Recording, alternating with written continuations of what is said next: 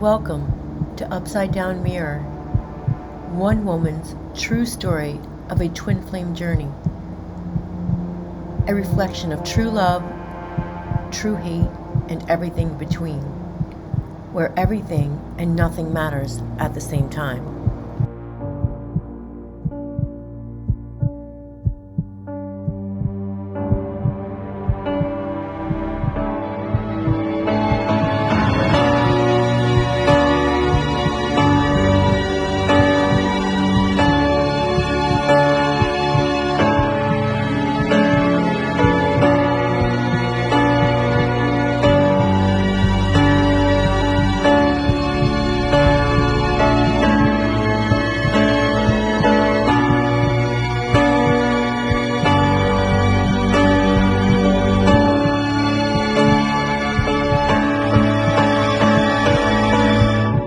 Paradigms shatter as mirrors of shadows cut through indestructible layers, testing the sands of time. Hello, everyone, and welcome to episode 10 of Upside Down Mirror. As Danielle and I pulled into the parking lot of Maryland's maximum security prison for women, I remember feeling that everything was so surreal. I was floating outside of my body as though it wasn't happening to me. When I was 18, I enlisted in the Army Reserves, and I remember thinking there was a lot of parallels to the way things were ran when I was in basic training. The first thing that we did was line up to get prison clothes. This was actually a pink jumpsuit. The next thing we had to do was extremely shocking for me. We had buckets of some sort of solution dumped over our heads to make sure that it would kill any lice that we were carrying before we came in. Finally, we were processed in and put in a section of the prison where you go for the first 6 weeks to get oriented. I remember feeling like I was on a different planet. My surroundings were completely different than what I've been used to my entire life.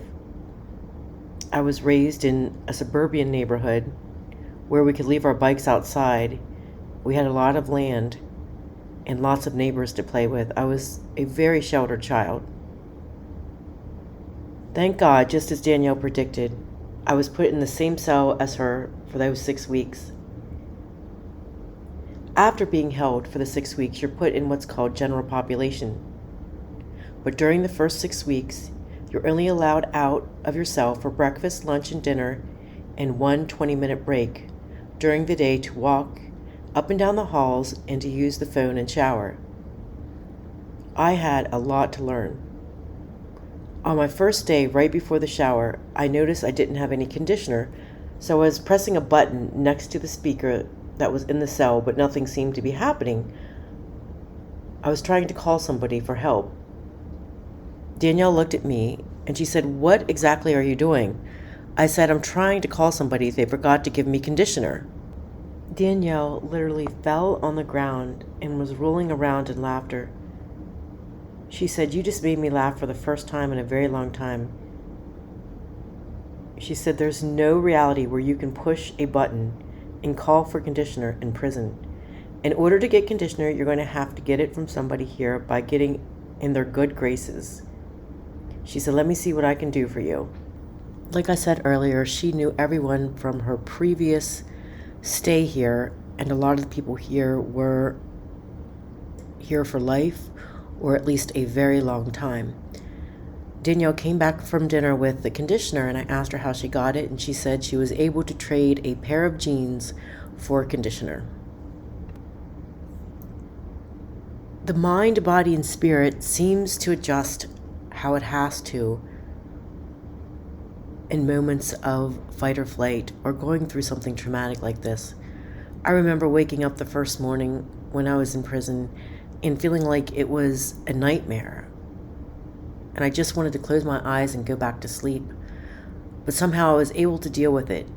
It seemed like all of the women around me were very strong with their ability to deal with what was going on. When your body, your mind, and your spirit is going through something like this, it's as though you don't look past the moment.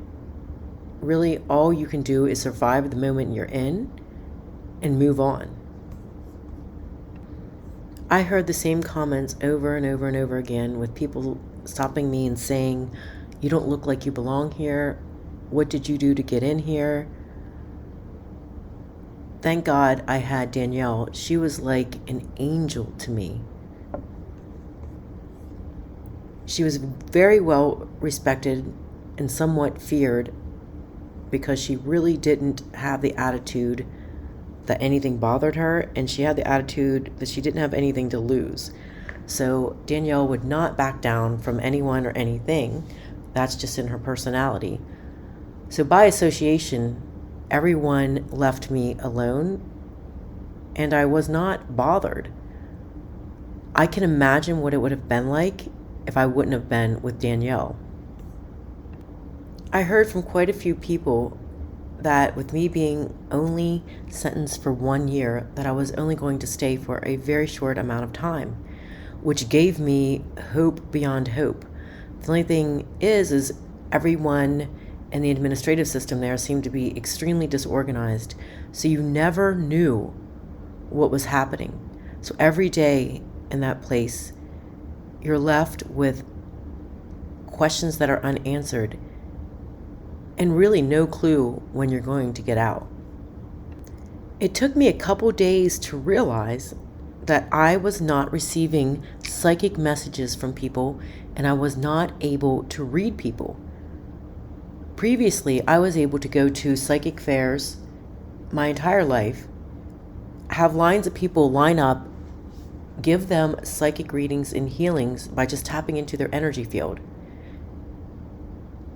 The most psychic I had ever been was the place I was previous, the holding place. But I had still been psychic before then as well.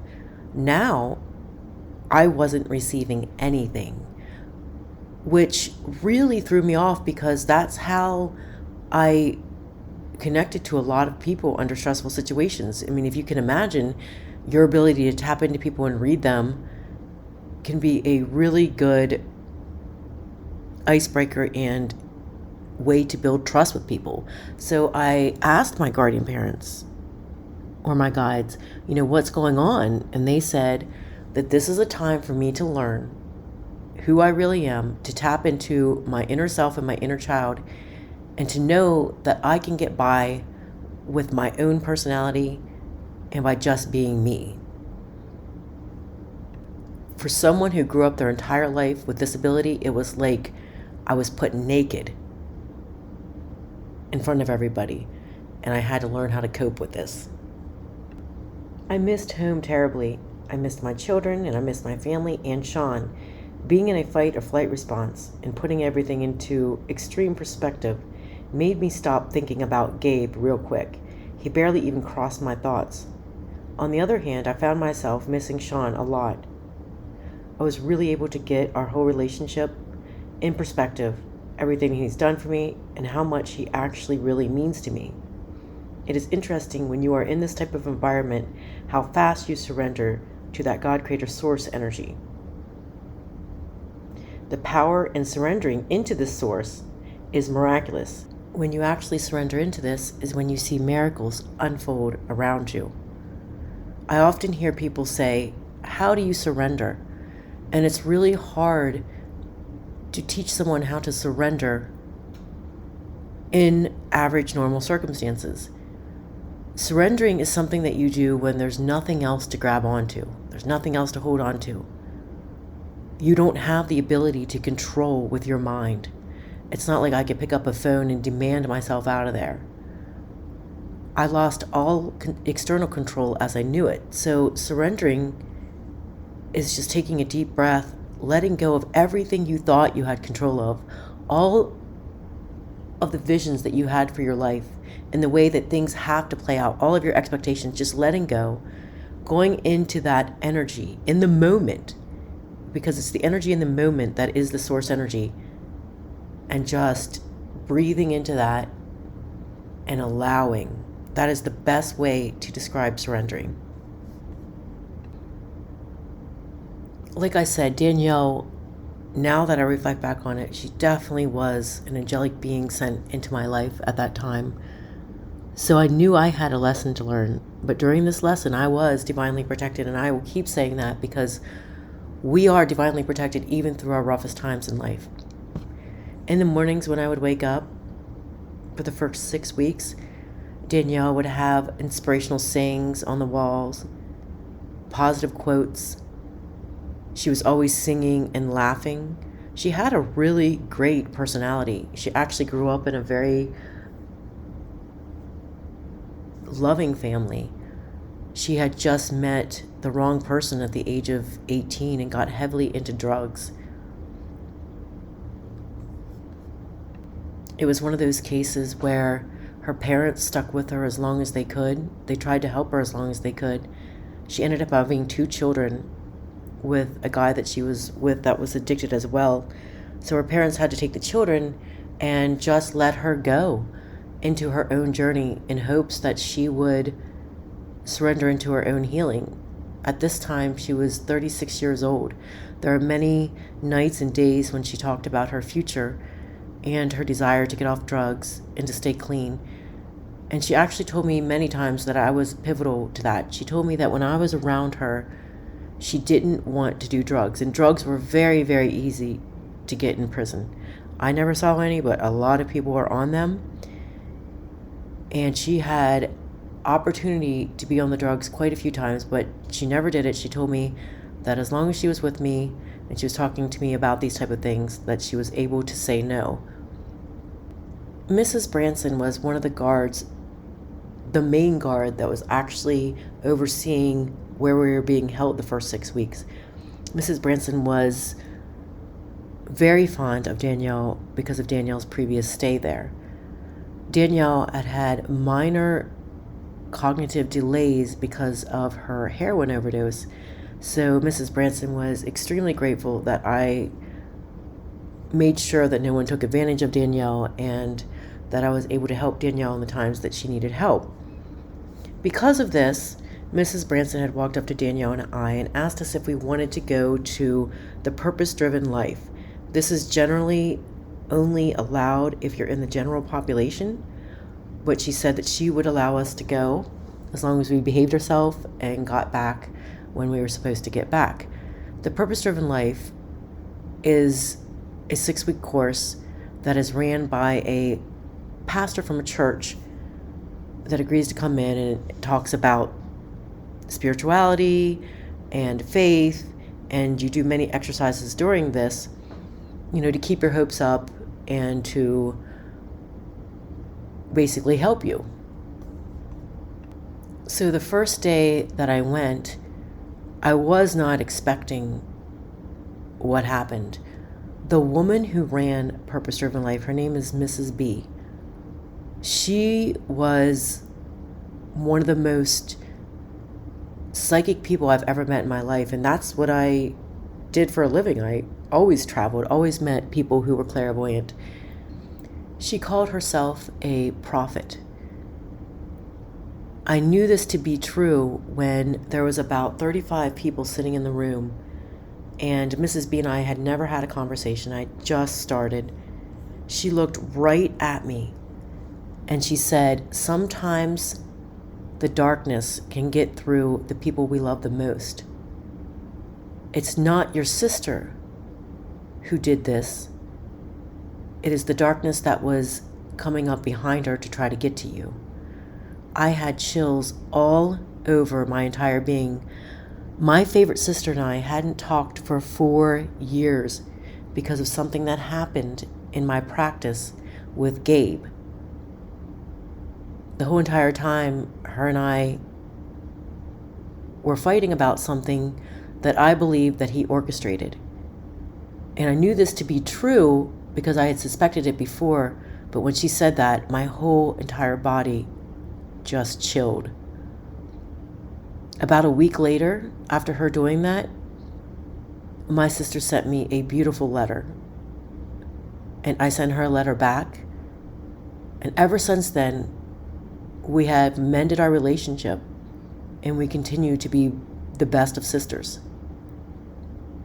Mrs. B would also have us stand in circles as she would read us and relay messages to us and actually touch us and do healings. Everyone wanted to know why it seemed like she came over to me a lot, because it really did.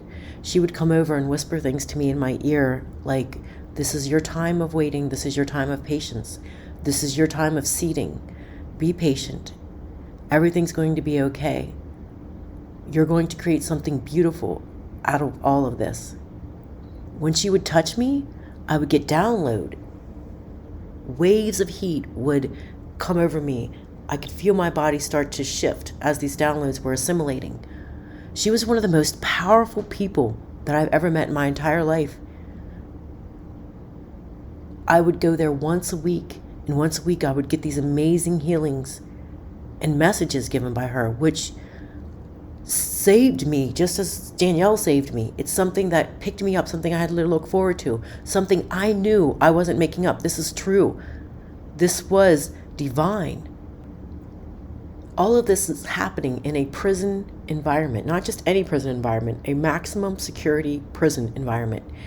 She even had us make vision boards, and we would make the vision boards about what we wanted in our life. And vision boards are extremely powerful when you clear the blocks around them and when you know that you can manifest them. And she taught us all of this. She taught things that I learned in my most powerful spiritual classes that I paid good money for. She did healings that were given to me in my most powerful spiritual classes that I paid good money for. And I can tell you that this vision board that I created while I was in there, it has all come true. After the vision board was created, she taught us how to bless it and to put it in the universe. Something really paranormal is after I got out of prison, she was one of the first people that I looked up because I wanted to donate money to her church, to give her a donation for everything that she's done for me. She was nowhere to be found. I couldn't find her anywhere in Baltimore where she said that she had her church. I looked on Facebook, the internet, Google. So that makes me wonder, was she even real? Who is she? Where did she come from? I know that I'm giving you the spiritual parts of what happened to me in prison, but I am not going to make it sound like everything was peachy keen, because it definitely was not. There, on a daily basis, there were fights, there were people screaming, there were people kicking, being woke up as people sounded like they were in agony. The guards who would be mean for really no reason at all. And that leads me to my next story.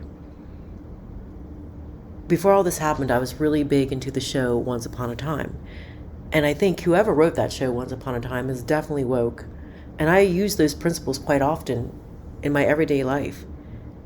And one thing I remember from Once Upon a Time was the part where the author would write the story of what happened to himself and everybody else. And whatever he wrote in the Squid Ink would come true. So once again, a lot of times in prison, it just seems like if you get a guard that doesn't like you, it could be anything really, then you could even miss your shower. And I remember one time there was a guard that didn't let me out for my 20 minutes for my phone privileges in my shower, which is a huge deal. You wait all day for that. And I remember just crying and crying and crying, and she just looked in there and just smiled like she was so satisfied. So I took out some paper and a pen, and I programmed the pen into Squid Ink, and I said, and I wrote on the paper, Rebecca gets out to get a shower and use the phone tonight. And about 2 hours later, another guard came up right to our cell and said, hey girls, did you get to get your shower and phone privileges? That was very, very unusual that someone would come up and check to make sure the person before them let you get a shower because they knew that you were already supposed to get your shower. And of course I was like, no, I haven't gotten mine, or I haven't gotten to use my phone privileges. So I was able to go out and do that. So I started writing little things down, like Rebecca gets to go to breakfast early, or Rebecca gets to go to the library, or Rebecca gets to do this. And when I would write down my story, it would come true. And as you know, part of the energy I was in was what was allowing this to come true. So that's that energy of surrendering, which takes you to the field of the heart. So remember, when you surrender, you're letting go of all of your future and past stuff. So you're not thinking about your shadow energies like fear, guilt, doubt, shame. You're not thinking about what can happen to you bad in the future. All you're thinking about when you let go is the here and now. The here and now energy is that God creator source energy. And when you go into that energy, you're in the flow of the heart space.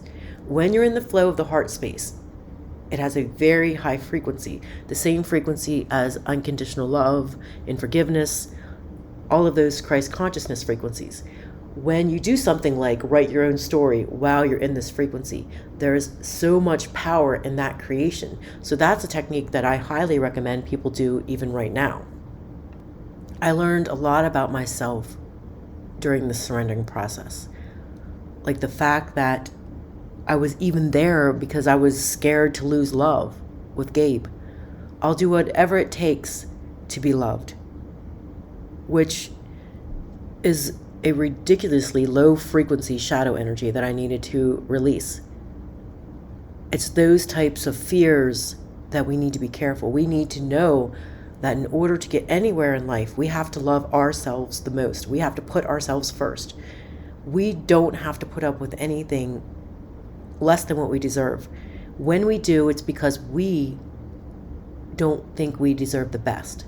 So this was a huge, huge learning lesson for me. And I would like to remind you that it doesn't take a clairvoyant or psychic person to surrender into the field of the heart and manifest through the 0 point. I was no longer able to read people.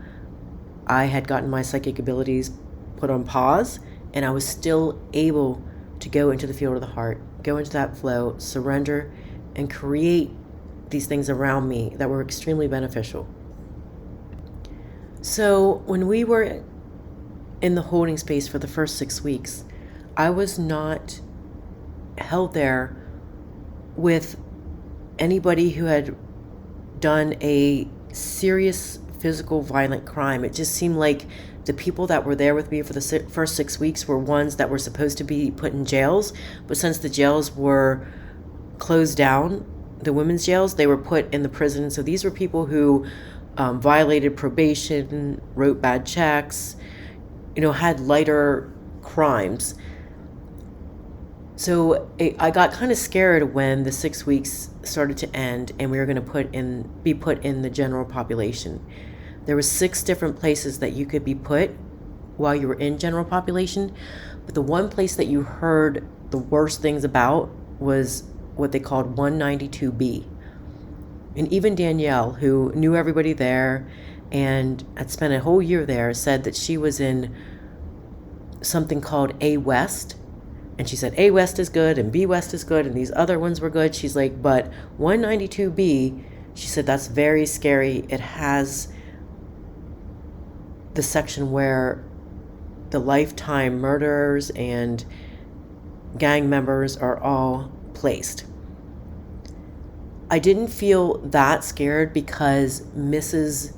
Branson was in charge of putting us in the sections that we needed to go into. And not only that, she walked up to me and she said, I'm going to try my best to get you put with Danielle, which it's unheard of to be able to request a cellmate in prison. Like, that's not even a thing.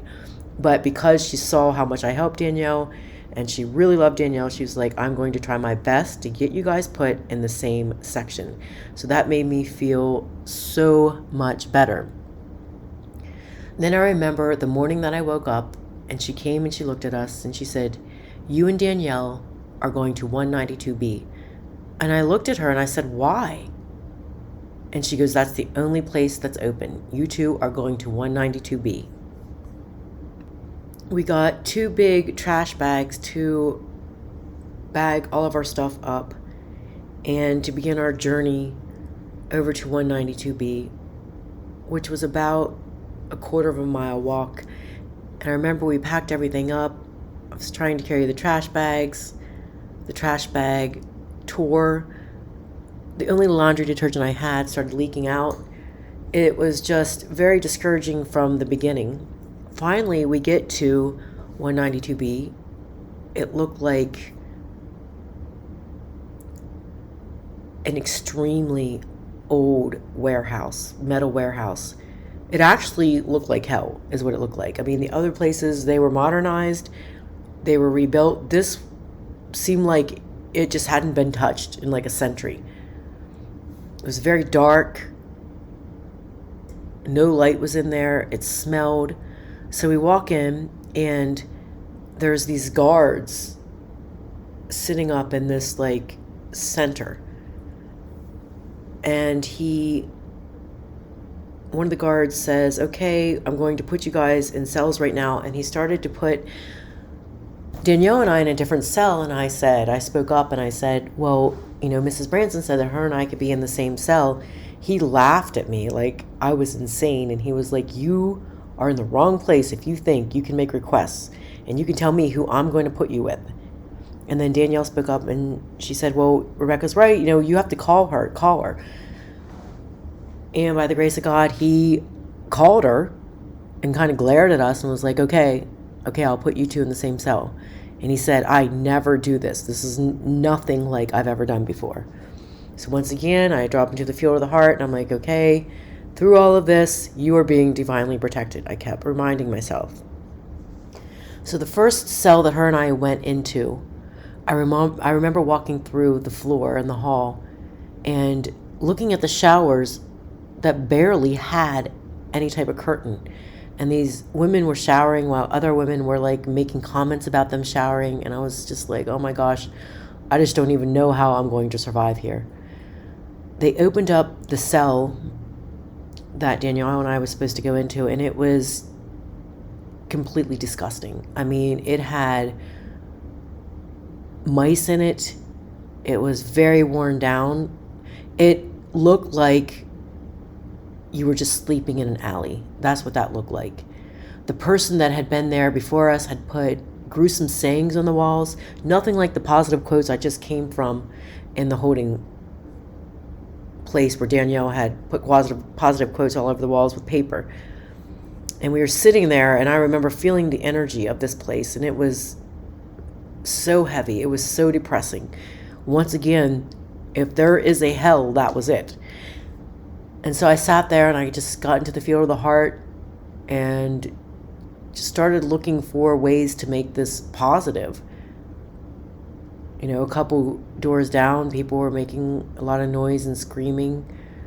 And then the whole shower thing, their shower really bothered me because of how revealing it was. It didn't seem like you could get in the showers in the middle of the hallway and people could see you just as they walked up and down the hallway. And there were actually male guards there, which I thought was extremely weird. And then all of a sudden, about 3 hours later after lying there in bed, they came to Danielle and I and they said, you're moving. We were still in 192B, but we were in a different wing. We were moving because there was a girl who got in a lot of trouble and we had to switch her cells. So we got all of our stuff once again and we moved to a different wing of 192B. It was still in the same kind of dungeon looking atmosphere, but the cell was much nicer and the people around it seemed to be a lot more quiet. So when her and I went into the cell and we started to get ourselves acclimated, and this began our journey into our life in the real prison environment in 192B. Something that I was doing every day that I actually forgot to mention that's going to be really important is I was told by my guides. Remember, my guardian parents and my guides, they wouldn't let me read other people, but they were still giving me messages. I was told to do 1,000 jumping jacks a day because I really wanted to lose weight anyways. And I thought, if I'm in prison, I'm going to exercise. So I did 1,000 jumping jacks a day, like 100 sit-ups a day. I did push-ups. I climbed up and down the chair that was in there. So, eventually through my whole prison experience, I ended up losing 40 pounds. But the jumping jacks were extremely important in my messages. And, when you're doing jumping jacks, you're thinking about things, right? And now, even to this day, when I teach the academy that I teach, and I teach play, I teach how to open portals through movement. And what I realized is, as I was doing these jumping jacks, I was definitely opening up energetic portals to my own intentions. And I was definitely in my field of my heart when I was doing it. So those jumping jacks turned out to be a lifesaver for me. So I did my first set of 1,000 jumping jacks, and at 192B, took a rest, went to get a shower because the shower was not near as bad as the other shower. It was still uncomfortable, but not near as bad.